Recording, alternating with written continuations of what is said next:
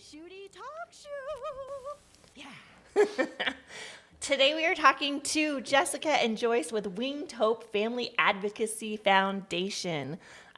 This month, October, is Domestic Violence Awareness Month, so we thought who better than to talk to people who are actually working in that area and volunteering and can kind of shed some light on what's going on in our community. Thank you so much for having us. Thanks for being here. So, first of all, Winged Hope, give me a little background. When did it start? When did the foundation start? So I founded Winged Hope in January of 2013. So we're in our 10th year. Awesome. 10 years of serving. And before that, I was involved in a lot of other nonprofits. And I've been sharing my story as a survivor for 26 years around the state. And then Joyce has been part of our team for about 6 years. Mm-hmm. Yep. Awesome. Awesome. And she came to us through her volunteer work with Gilbert Police Department. Okay, awesome. And so you said, so you have a heart to serve, obviously, which is amazing. That's beautiful. I love it. Thank you. So you said you've been sharing your story, and that's what led you to founding Winged Hope. Mm-hmm. It sounds like. What's a little bit about your story? So I'm a survivor of pretty much all the things that we serve. So I'm a survivor of child abuse, all forms, witnessing domestic violence, and then ultimately my father, who was my abuser, killed himself. So suicide as well. Interestingly, when Joyce and I first met, that's sort of what brought us together. Joyce has kind of been the anti-me, where she really didn't tell anybody parts of her story. And then we met, again, through the PD at a car show. That Gilbert had a car show for their police department, and our booths were next to each other. And people would come up to our booth all the time and just tell us, that they're a survivor or what they're struggling with. And I just usually will do a blanket, I'm a survivor too, at those occasions, rather than go into the whole story. Yeah. And Joyce heard me say that and then shared a piece of her story with me. And I didn't find out until much later that I was the first person she had told. Oh, and wow. she had been holding on to that secret for, at that point, it would have been 60, about 70 years. Yeah, almost 70 years. Oh, wow. Yeah. So you had held on to the secret, was it child abuse or? Everything. Same Our thing. stories are so similar because I lost my mother when I was 15 months old. Her mother left at a young age. 8 months. Just babies. Yeah. And the moms just left. Said, Yes. this isn't for me. This mama life. Yeah, and then raised by fathers who tried but didn't succeed. Really know how to show love or Yeah. So we have a lot of similarities in our stories. So we really were brought together for a reason. And I was working as a volunteer with the PD at the time, and then started working with Winged Hope. So it's crazy how like amazing. your booths were like next together. Yes, I mean, yes, that was yeah. definitely a God thing. Oh, absolutely. for sure. We believe that for sure. Put you two together. Yes. Well, I was reading that. Is it? And I don't know if it depends on the abuse, but only 1 in 10 people really share that they've been abused. So that's child sexual abuse. Okay, so different than some some of the other Right. things that could happen. Yeah, domestic violence, I feel like that does get shared more, but not necessarily with authorities. So children generally will tell no one, like 1 in 10 tell anybody. So that's not just reported to police, that's sharing ever. And Gotcha. Joyce is a great example of that. Because again, she held on to her secret for almost 70 years. And so I think what that moment taught both of us was the power of sharing and the power of disclosing your story to help others. Is it? And I think that, is it embarrassing? Is that, I that why people don't want to share? Or it's like some sort of shame attached to something that happened? Yeah. Absolutely. Shame. And I mean, for me in my era, there really was nowhere to go. Whereas now, people are talking about it more, thankfully. But, when I grew up, none of us talked about it at all. So thankfully that's changing. Word. Well, and I think that's with any sort of like mental, there's mental and physical, like there weren't those resources like you're talking about. And there is that almost like, I don't want to be a victim. I don't want to share my story because I'm so concerned of what people think. But I think the more that you talk about it, you understand, like I was reading some of the stats, like this is this stuff goes on way more than one would think. Absolutely. I think it was it 1 in 4 girls are sexually abused. That's Like, right. I read Yes. that and I'm like, what? Before like the age 25 of 18. Yeah. That's And 1 in nuts. 6 boys, they estimate. But That's like 25% of the population. oh, yeah. Yes. And I would say that stat might be less than what it really is because of what we do, people disclose to us all the time. And so I would say that stat is probably higher. It's just what we know right now. Do we know why? Why they don't disclose? Well, or just it's- why it happens. You know, in this day and age, you just think like, oh my gosh, we're matured individuals. Like, we're supposed to be evolving and becoming better people. That stat is the 1 in 4 and 1 in 6 children before the age of 18 is for child sexual abuse. Yeah. And sometimes child sexual abusers have been sexually abused themselves, but not as often as people think. There was one study that was done not that long ago for child sexual predators who were in prison, and they had all said they were sexually abused as children. And I think a lot of them say that because they get some sympathy and they think maybe they get a pass. Oh, okay. But then they tied them. Wish they tied them up. They put them on sorry. They put them. Actually, I'm not sorry. They put them on polygraphs, and when they did that, it turned out that half of them were lying, but that the majority of them were survivors of witnessing domestic violence and child physical abuse. So there was some childhood trauma. I think that a lot of predators have just realized that if they say they were abused too, they might get more leniency.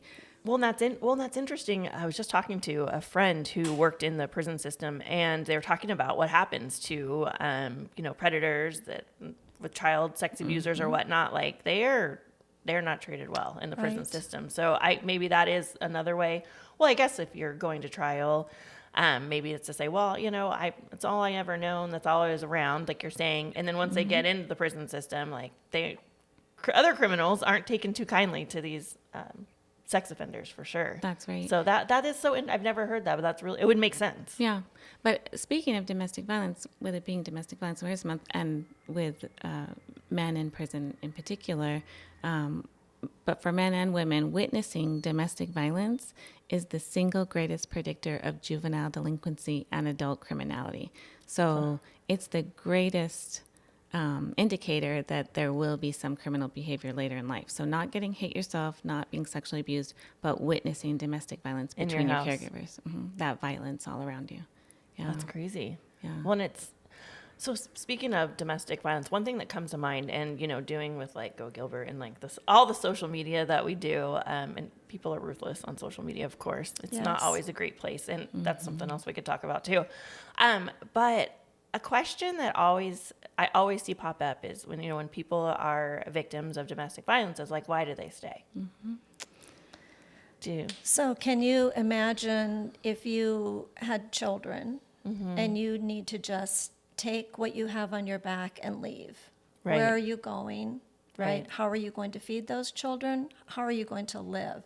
If you don't have a plan, family support, it's very difficult, right? Sure. So they put up with either because of financial reasons, it's just so difficult to leave. It's just not easy. And we don't have a lot of beds available. There's not enough Sure. beds for shelters. So it's a big step to go. Absolutely. Very, very scary. And it's Yes. something that you're probably, I'm guessing you just get used to, right? And it's the familiar. Well, and I think another important thing to talk about is that a lot of times abusers will make sure that their victims aren't capable of doing things. So, Exactly. for On their example, own. like they will take charge of the bank account, they will do all the bills, like to the point where we have one survivor that I share this story a lot because I just think it's very telling. After she found the strength to leave and was in her safe new home, her air conditioning broke and she had no idea what to do. She actually thought you should call the city and have them come fix it because she wasn't allowed to handle any of those things. I share her story a lot because she actually not even wasn't allowed to handle the bills and knowing where the air conditioning came from, she actually, in that home, wasn't allowed to turn the air conditioner on unless he was home. And she had small children. And so, again, And this was in Arizona in the middle of the summer. So the potentially. control that they have. So while he was at work, and he's a prominent businessman here in our town, and while he was at work, he said no air conditioning for her and their small children through the summer. It was only allowed to be on when he was home. So there's things like that. That is literally psychotic. And it's things like that, I think, that people don't understand. That's what domestic violence is. Maybe he's not like physically, right? And maybe he was, but that's he was not, both. He was both. But yeah, when one by itself, I mean, that's could right. be considered abuse. The isolation that they create, so that they are the only ones that they can actually ever go to for help. No car, no money, no way, no family. They exclude you from your family. It's the isolation, and then how do they get out of that? For sure. Yeah. When we have women come to us, this sounds like it doesn't make any sense, but sometimes they'll come to us from the police department and they've had an incident of violence. And you mean the police department will refer them to you when they've gone on a call or something? Right. That's right. Okay. Right. Yeah, to provide additional resources. And when they come to us, you would think that they would know, okay, you're a victim of domestic violence, but they don't. I mean, they'll often say oh, no, he doesn't abuse me. It's the words they get stuck on. And so we will go through one of our tip sheets that has 10 signs you're in an abusive relationship, and we go through one by one. Yeah. Because only one of those signs is physical. All the others are things like isolation, having complete control of your finances, other means of control. And that's what it really is right. ultimately controlling them. And so it's interesting to watch them go through, because they'll go through the first one and they'll say, oh, no, he doesn't isolate me, or, oh, no, he doesn't do that. And then by the time we're on the fourth clue that they're a victim, they'll tell another story, and it's like, oh, so it sounds like he does isolate you. And they're like, yeah, I guess he does. And so, I mean, getting through that list, and I don't think we've ever had anybody who's had less than 8 out of 10. Really? And so, but they walk in honestly thinking, oh, no, he doesn't abuse me. And Right. part of that is him telling her that. Right. You're so lucky I treat you so well. And, a lot of Well, that. that stood out in my mind when you're talking about the air conditioning story with the prominent businessman, because it wasn't a matter of, hey, we need to dial down costs. Oh, no. Because They could it's afford it. expensive. It's expensive, and even if you're doing that, I mean, he should want his kids to be comfortable before he Right. is, I would think, small Right. children, but Right. Yeah. that is nuts. So do you think with domestic violence, and maybe you said this before, but I know you said with criminals, they're more apt to commit crimes if they've witnessed domestic violence. So in homes where someone has seen domestic violence, I'm sure they're more likely to become what they're seeing, right? You are what you see, necessary. I don't know if there's any correlation. I'm just saying, if you think that's normal behavior, you see, so I'm thinking of a male who sees his dad. Yeah. Like There's a greater controlling. likelihood for Yeah. boys who witness to do that. But it's not as high as you would think. The greater likelihood is that they commit criminal acts. Yeah. And then what about women? If they see their moms being treated that way, are they more apt to be in a relationship where they just, I don't know, almost like you're a magnet for those that. Yeah. I mean, there is a greater likelihood that you will fall into those relationships for sure, because you've witnessed that, and because about 60% of the time when there's domestic violence, there's also child abuse. And so very likely they were also a survivor of that too. And a lot of the same controlling, demeaning behaviors that he would partake on the mom, he would also partake with the children. Well, for sure. He's Yeah. not going to be like, hey, kids, when they get old enough, turn up the air. Yeah. Do what you want. Yeah. That is, that's so Right. crazy. Well, the reason I asked that is I was reading a book, and it was about how when you're looking for your, partner or whatnot, it's your subconscious, kind of leads you towards that. And sometimes it's for good, it's sometimes for bad, but it's looking for who was important in your life, or a big part of your life as a child, and then you go to replace that. Right. And so that's why I was like, oh gosh, and that just goes to the fact, kids seeing domestic violence, it has just horrible repercussions. Yeah. We were just talking yesterday with the police department about a victim that I can relate to, because I didn't know what a normal relationship was. I didn't grow up seen that. Yeah. It was not in my wheelhouse. I didn't know what a normal, healthy relationship was until I went through counseling. And that's why we believe so strongly in healing the whole family. The children who witness it also need the counseling, not just the victim herself, because these children won't know, right, what a normal, healthy that's relationship true. is. Yes. What you see is you think is normal, Right. and that's how everybody else Right. lives. Yes. Yeah. Just like Yeah. you live. Right. And we Right. have some books that we always give our survivors, and one of them is called When Dad Hurts Mom. And I should say, we say this a lot, that it's the men. Obviously, other types of abuse happen as well, but it is predominantly Men. male to female, yeah. But of course, we know that there are other abusive situations. They're not coming forward as often, but I do want to say that out loud. But I do think that very often a lot of women will stay for the children, and they think that they're doing the right thing for their babies, which makes sense. Sure. And again, like Joyce said at the beginning, because you could become homeless, like literally homeless if you leave. And so they think that they're giving their babies a roof over their head, they're providing them with everything that they need.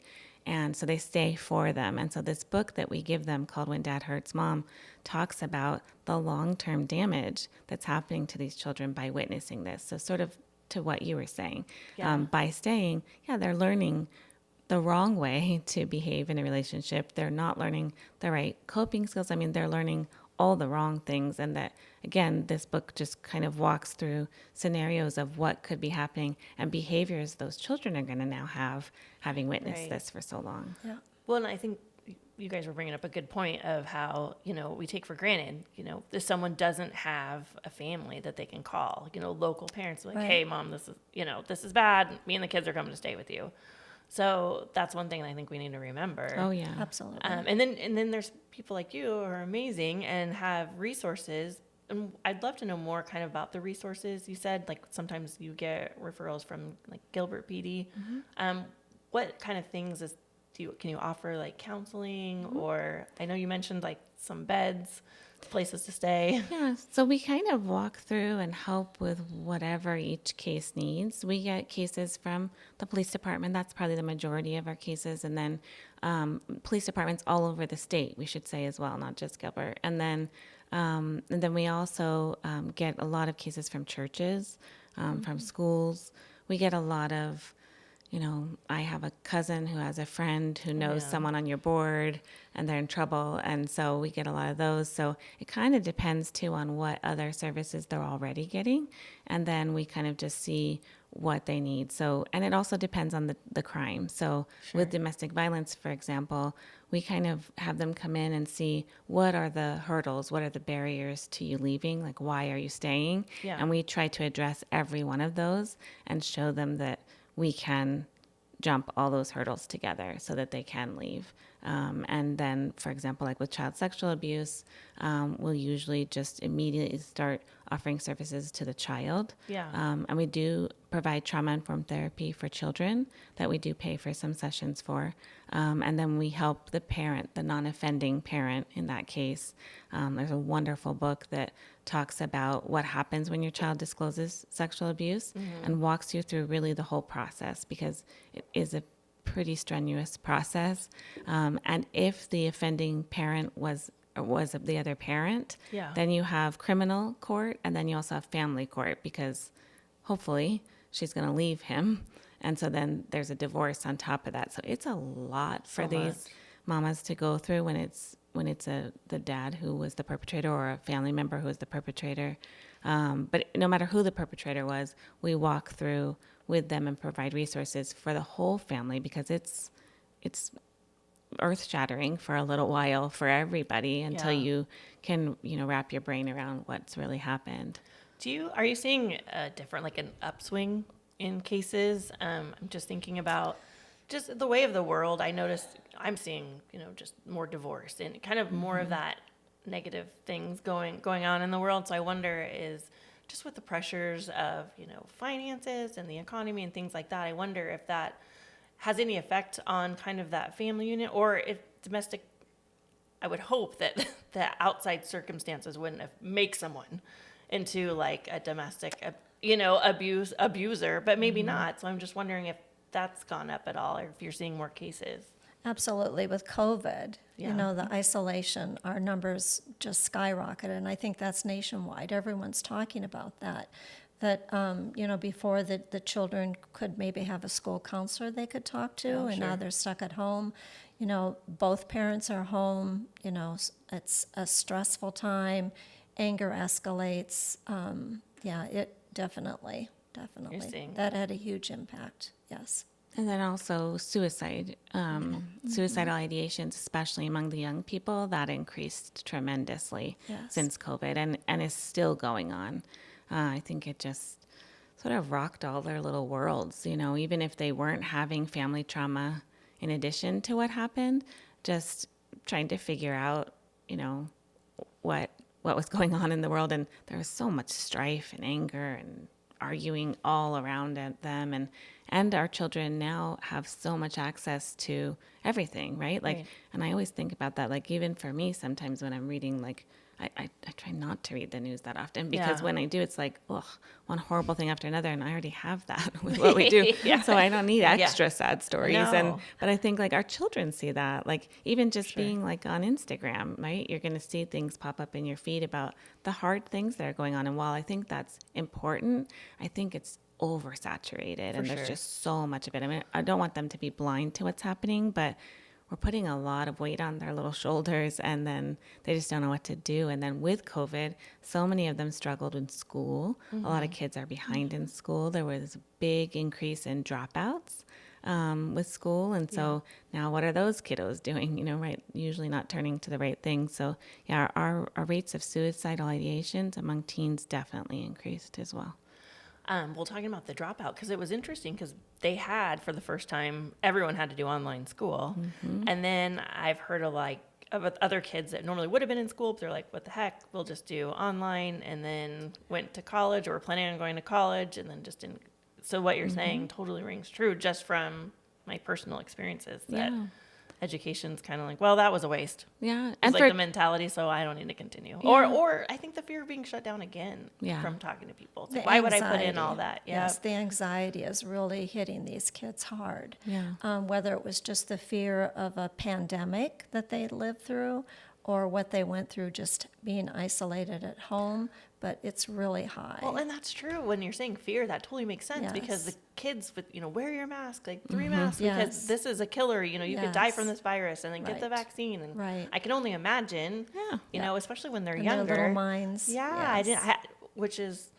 I didn't have any little ones, but so my kids were older during the time, so we could have those kind of more adult conversations and kind of put fear aside. Everything's going to be fine. But Right. I was a super anxious kid. I worried all the time. I was constantly worried about my parents and my brother, and so I can only imagine. Add on a pandemic, I think I would have lost my mind, honestly. And then Mike, always big TikToker. No, he's addicted. There's some people who are addicted to TikTok, and we have to talk about social media too. Yes. But but he's like, oh my gosh, like everything on TikTok it's the end of the world. Yeah. And this is straight from the Bible, and the plague, and it's like locusts and all of this stuff. The flooding. There The was flooding, flooding. Yeah. exactly. Well, the hurricane and yeah. everything. And I'm like, babe, like you're gonna just get off TikTok. That's Yeah. all I can tell you. Yeah. And I think, like you said, your kids were older. My kids were older too. They were in high school. But that's a critical time Yeah, for them to have friends. Like, that's the time where they're supposed to pull away from us as parents and supposed to immerse themselves in their friendships and figure out who they are. And they didn't get to have that as much. I mean, I don't want to get political, but I let our home be a home kids could still come to, and I Yeah. feel like that saved some of their little lives, Oh, because 110%. it was a place for them to feel like they could still have normalcy, and, Yeah. and they still like look back on that fondly and are like, oh, canes nights at the nice leads, because I'd go get canes for everybody, and they could just be normal, and we really for a little while were the only house that they And could you do were that probably in. like blacklisted. Like, do you believe what they're doing over there? They're having kids at their house together. Oh, and it didn't matter to me. No. Yeah. The children were happy, and everyone's fine. Yes. And, Well, that's the thing I want to talk about, because everyone's fine. So like, for the people who were like so angry and so mean, like Yeah. where's my apology for like still like that's what I think. Like we deserve an apology. Like you know what, you were right, we were wrong. So I think if anyone was mean to you, they all should be right. apologizing. Nobody was mean to me. They know better than that. Yeah. But I wish it was true, and maybe that's not in real world. Oh, but I will tell you, I was walking down the street in our neighborhood because we took more walks than I really cared to take. I loved But that. it was like, I was not really. I loved it. I was like, I just get bored easy. So we're like walking. I was walking with Mike, and literally people like look at you like you were a disease. Oh, yeah. And they would like walk like if you couldn't even walk on the same side of the street.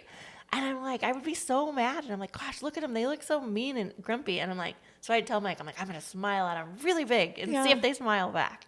You know, and half the time I was like, they couldn't even make eye contact. It's like, so it was do that crazy. on a regular day. Yeah. I do that all day long. Yes. I'm constantly saying hi to strangers who say nothing back. Yeah. Or like, hi, how are you, to the person checking me out. And they're just like, what's wrong with you? Yeah, like, yeah.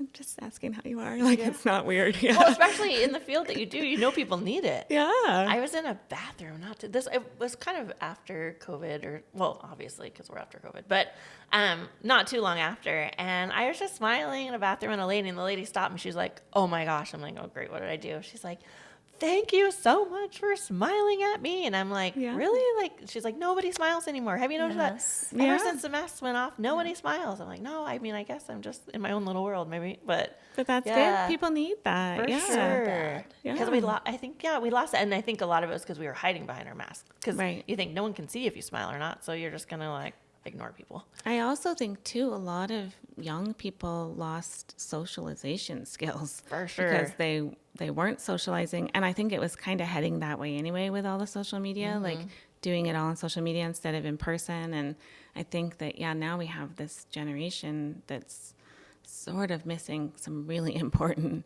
human behavior, social skills, like, hi, how are you? Like that should be a normal thing we can all do. And I feel like we have to reteach that because... Well, and the whole thing is like shaking the hand. Oh, yeah. Like that, I mean, I was taught, you look someone in the eye and shake their hand and smile and give them, a good firm handshake, and that maybe was more for the guys, for sure. But I mean, as a woman in doing business, and now it's like, you just look at people and you're like, I don't want to offend you, but I don't want you to think that I'm standoffish. So like, what do I do?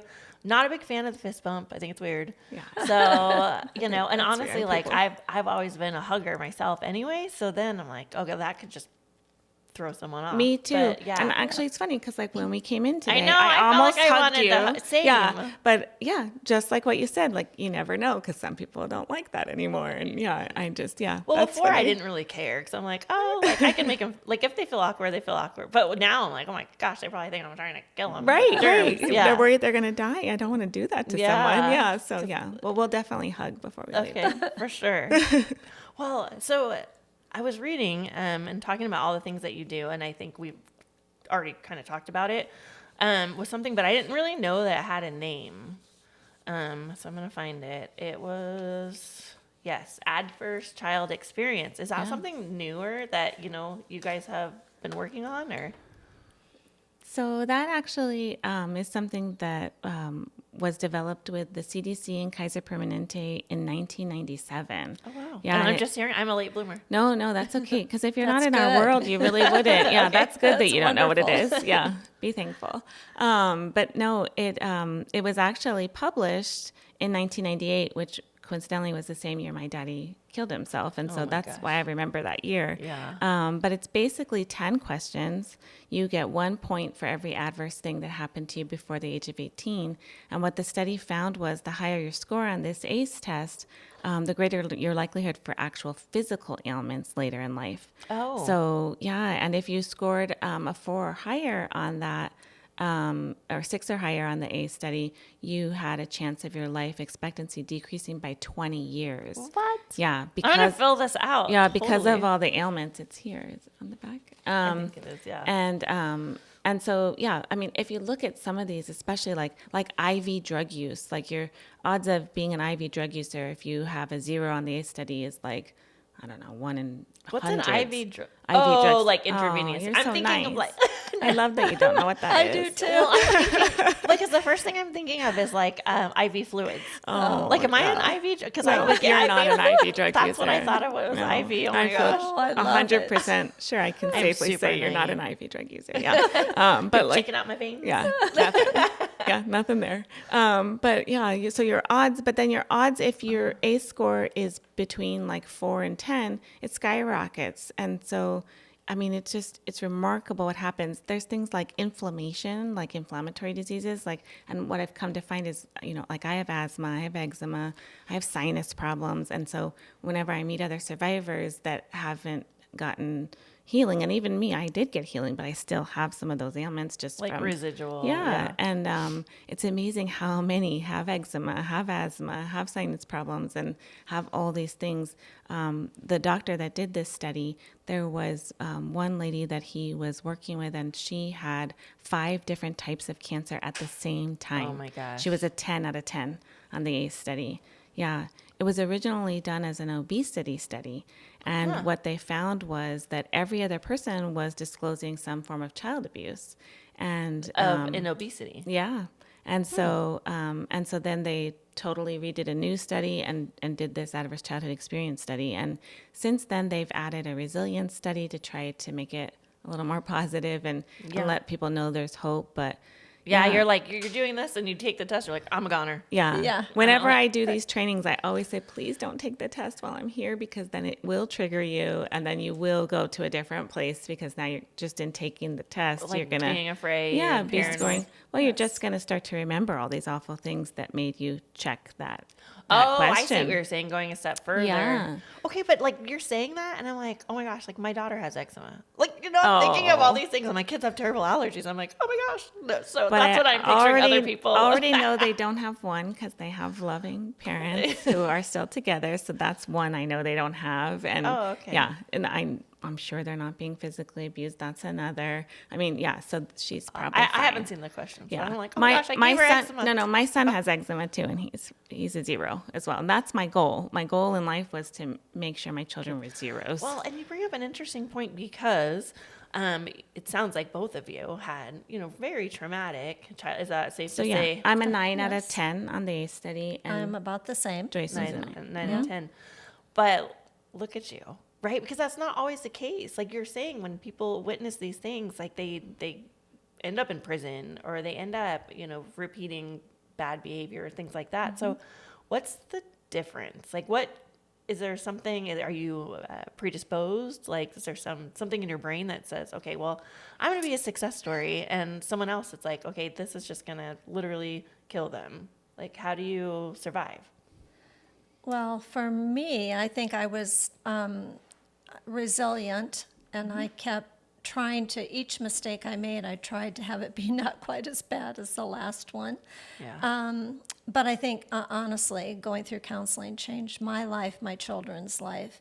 And that's why I do this now. I mean, it's Yeah. because I do want to say there's hope, no matter what. So for Jess, Yeah. I think hers is a little different, because she had a positive family image that she could see growing up. I did not have that. You mean I an had extended friends. family? I or had friends? friends. yeah.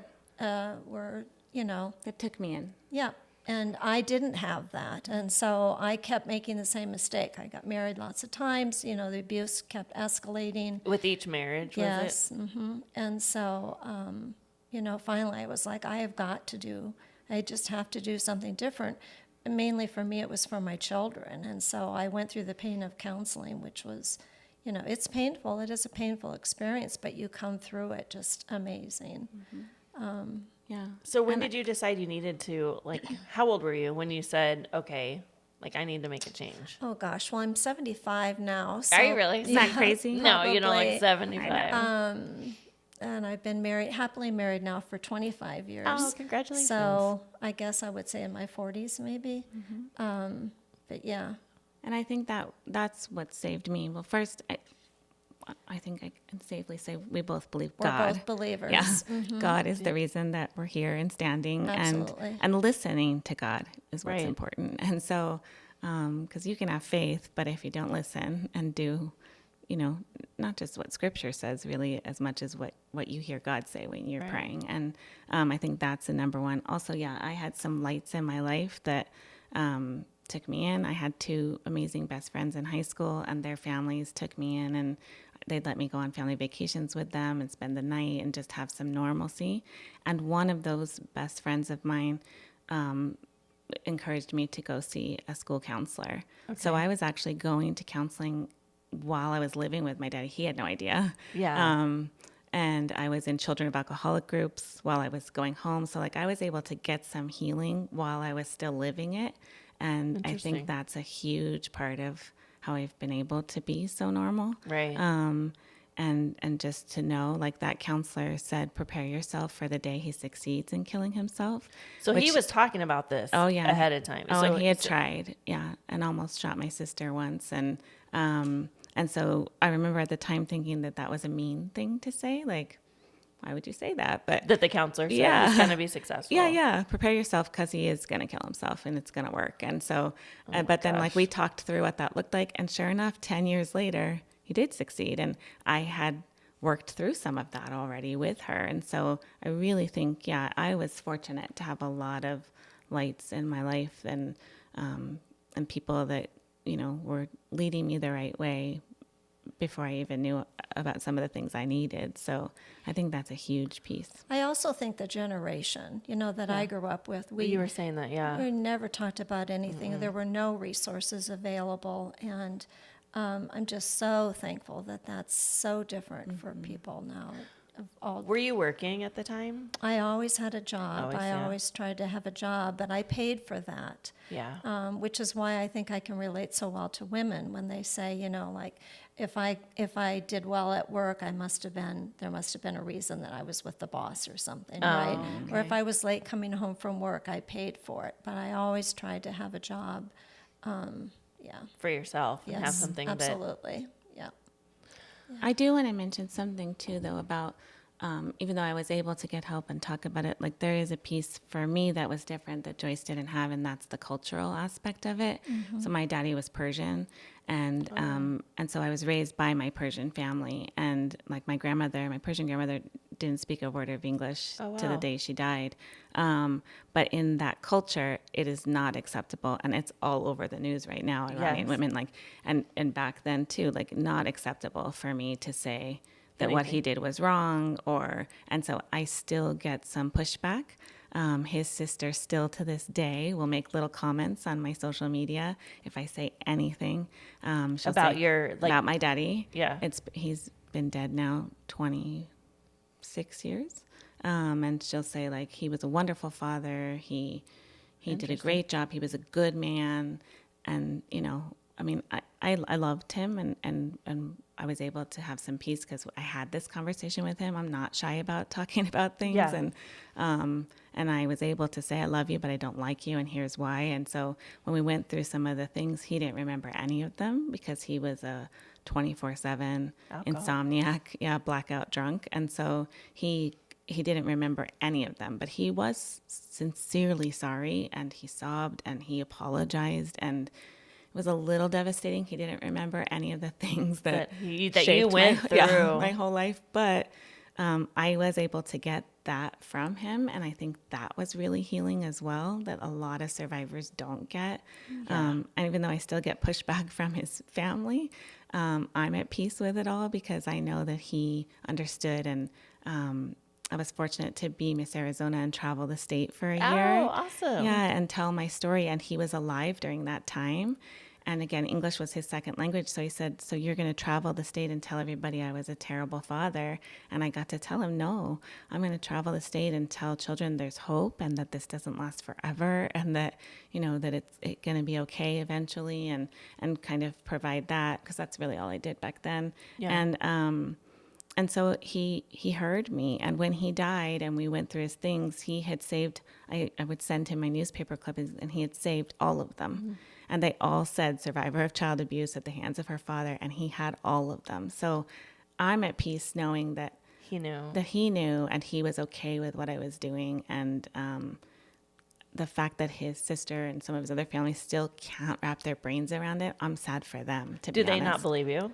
Oh, no.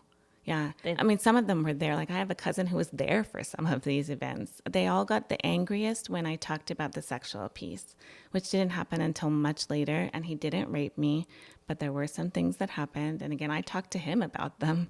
Yeah. But yeah, that made them the angriest. And again, it goes back to what you were saying before and what we were talking about the shame of it. And so you already have that. Yeah. Like, I didn't share that piece publicly even till I was 30. Because you do carry some shame with that. And For it's sure. weird. And I didn't call it that. I called it like the weird thing in the shower or that one time at the dinner table. Like, Yeah. I didn't call it sexual abuse because it feels awful, right? And does. so I have so much empathy for the victims we serve now, especially when they're tiny little children.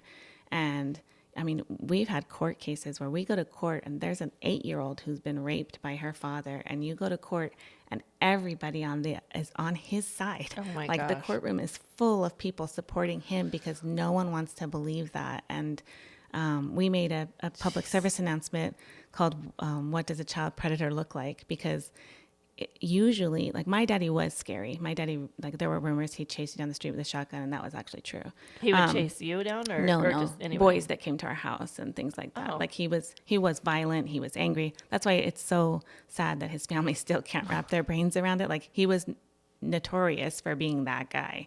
But most abusers and predators, especially sexually, are really nice guys. Okay. Because they have to be to gain the trust of the parents and then the children that they're going to abuse. Okay. So now when I hear really nice guy, that's almost a red flag for me.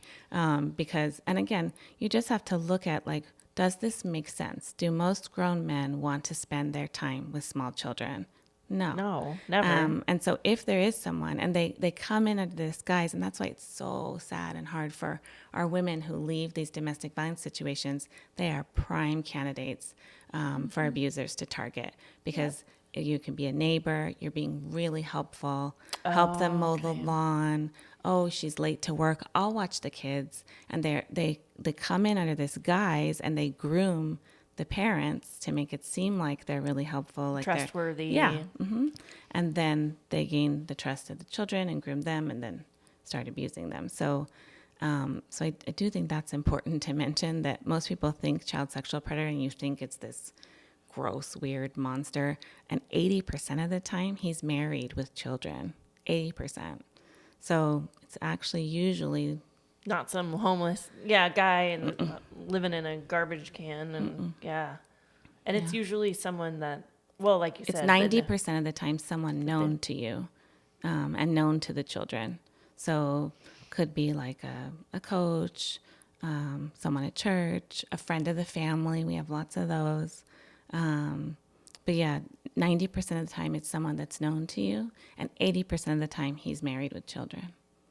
then I guess that's where I don't understand. Like, how does that even happen? I mean, is it an environmental? Like, what creates these monsters? I guess that's what I'm fascinated by. So again, it's some kind of family trauma. So but again, there's no excuse for that. Yeah. We had that. We're not hurting children. We're doing Right. the opposite. So, Right. but they had some type of family trauma that they never fully healed from or addressed, and they suppressed, and now that's causing them to act out. And then I think sometimes people just really there's something mentally wrong with them, and they're just born wrong. That way. Yeah. And but for the most part, there's some trauma that happened that they didn't address, but that is not an excuse. And Right.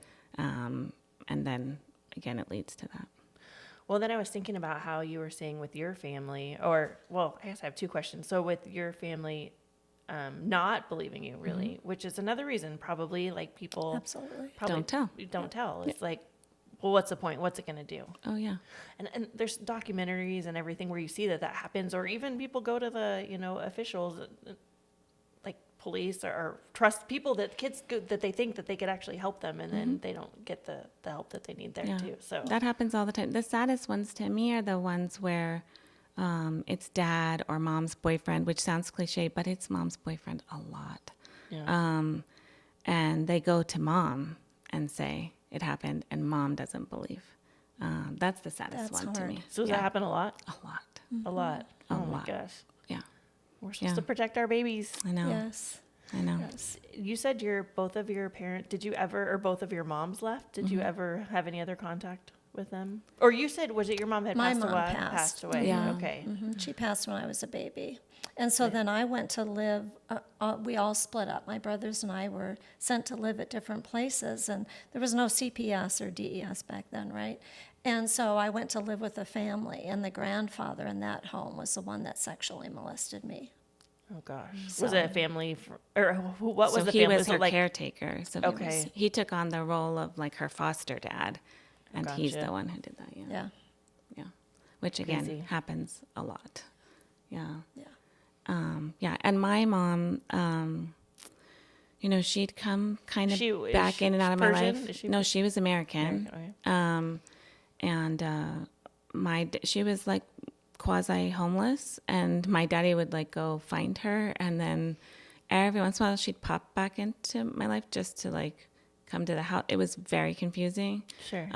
You knew that was your mom? I though? did. Okay. And I learned later she had 2 sons before my sister and I, and then another son after us. So she abandoned the 2 sons before from 2 different dads, and then me and my sister, and then finally stayed with the last son, which wasn't a good thing. His life was awful, and she was terrible. Yeah. So much so that he has decided to never ever have children because he doesn't want them to endure that. So Sad. so sad for him. There was a little grace for me in that I always kind of wondered, and you imagine like, oh, it would have been so great to have a mom, and I bet she was so great. She was awful. So She would have done you no favors by sticking around, it sounds and I can't imagine what would have happened to me as a girl. And it happens to boys too, but especially with the men she brought around all the time. Oh gosh. Okay. So yeah, so I feel like I actually was fortunate to live where I was and to be where I was. But yeah, and now I don't know. The last I heard from her when I was on in Miss USA, Yeah. she saw me on TV, and then wanted to call me, and that was it. That's the last time I heard from her. She did call you? She Or did tried. you talk to her? Or you didn't? She tried, yeah. And then the very last contact I had with her, she sent me, actually a man sent me a letter from jail. She had shared my name and address with some man in prison, and that was the last time. My daddy was still alive then, and I said, please stop sharing my information with her. I don't want anything. And that's the last contact I ever had with her. That was 26 years ago. Oh, gotcha. She's still alive? I wonder. I don't Who knows? How, so you have contact with your brother? With that youngest brother, I do. Yeah, my half brother. And then actually, ironically, today is my half sister's birthday. So I found out when I was 17, I found out all these things that I didn't know. Yeah. That my mom had 3 sons, and that my daddy had a daughter before my sister and I that he abandoned. Okay. Yeah, it's her birthday today, and she's a beautiful soul. Oh, but had a awesome. really hard life too. Yeah. Yeah, so I have all these half siblings somewhere. I don't have any idea where the older 2 are, who they are. Oh, gotcha. Yeah, so it's weird. It's a weird thing to have. It's like one of those things where maybe you don't want to do 23andMe. Neither no. I've never done any of those things. People out of the woodwork. Like, I don't. That's too much. I don't need any new secrets. Yeah, let's keep those secrets. Oh my gosh.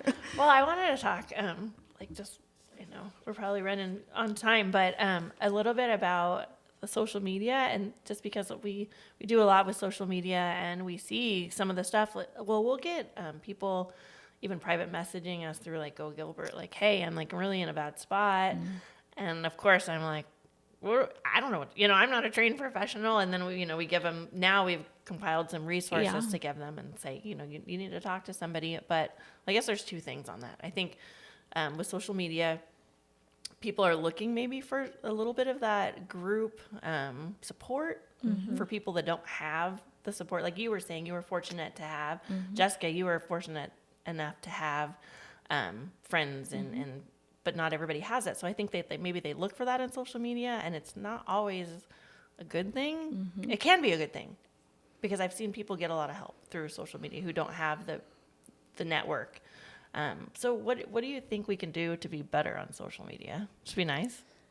Well, yeah, that would be good. But I do think we should address that social media is a place where predators look for victims. And so they will do things like that. So I do want to say, especially for the young people that maybe aren't going to catch on as quickly, like be careful what you post and how much you post, even if you're not posting like your address, but just posting stories.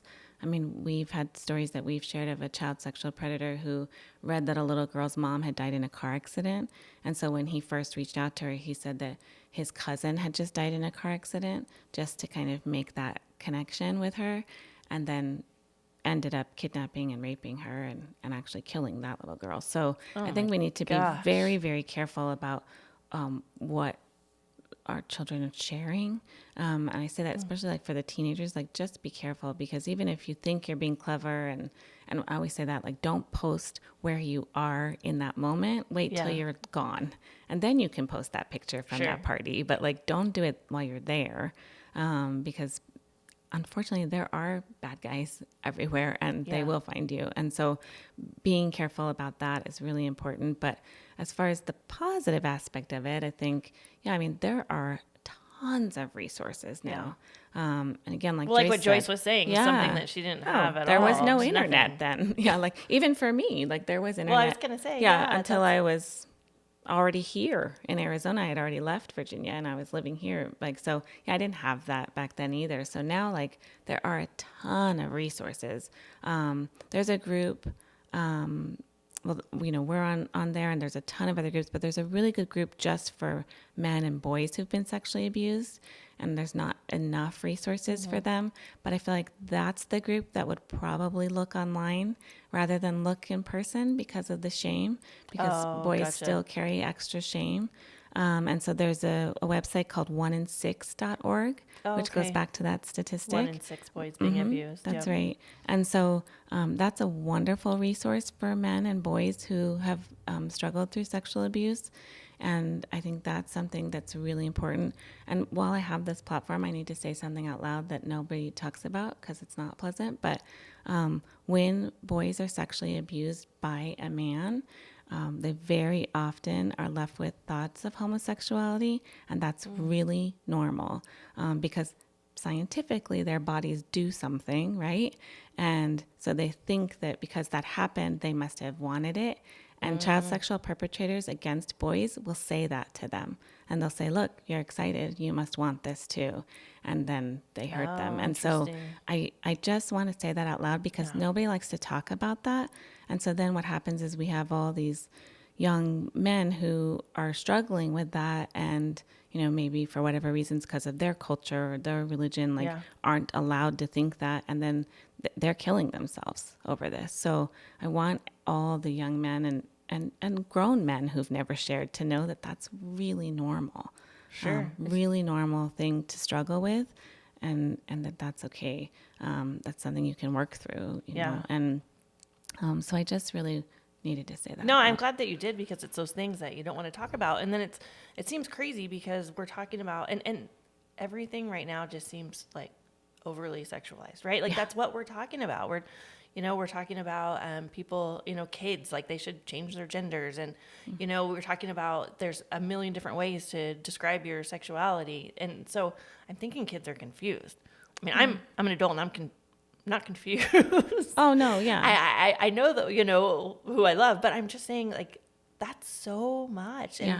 And so we should be able to talk about that. Imagine you've been sexually abused. You're a boy. You're already struggling with that. And then the world's telling you to embrace that. But then that's something that is connected to your trauma. Like, it's very confusing. And I wish the world wouldn't be so quick to do that, because you don't know that child's story and you don't know what's leading them there. I wish we'd be a little more careful about that.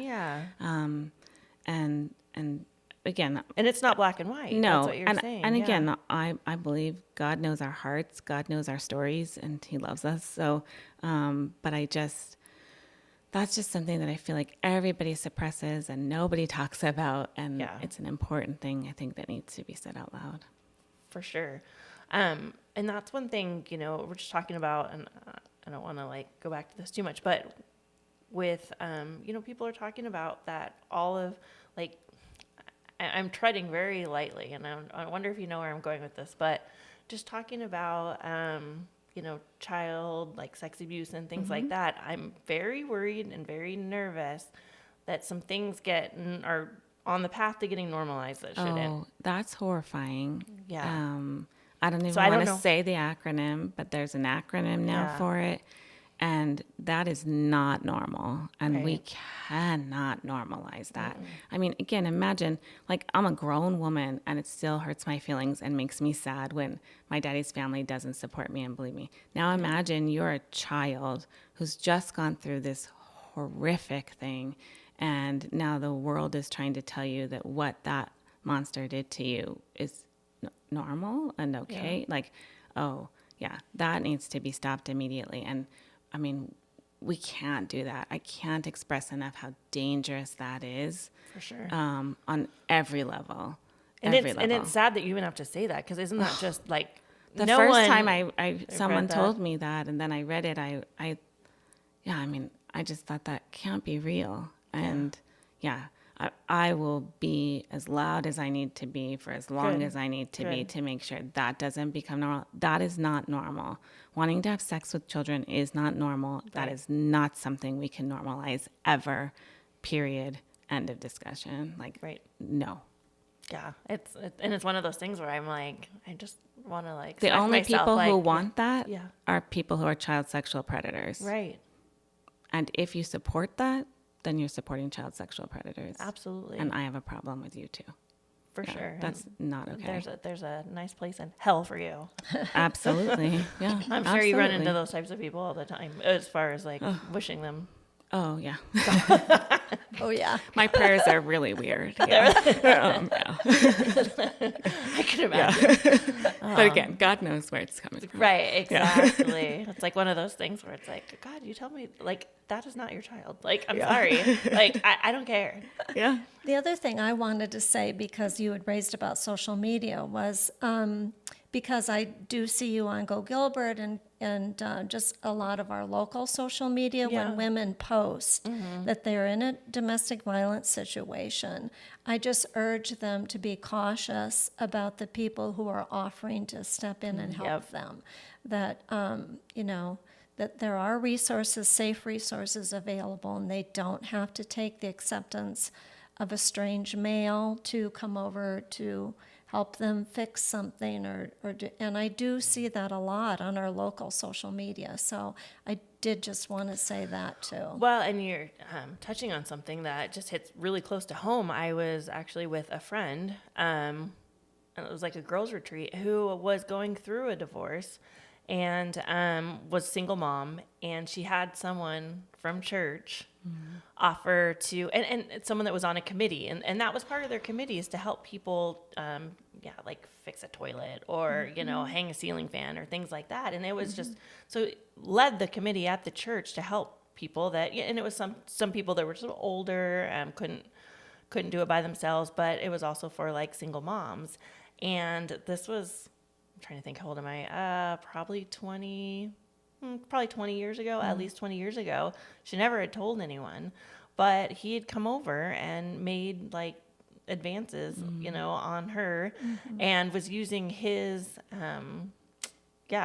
his offer of help and so then she's thinking, wait, is this, what? Like, this doesn't feel right. Like, this doesn't seem right at all.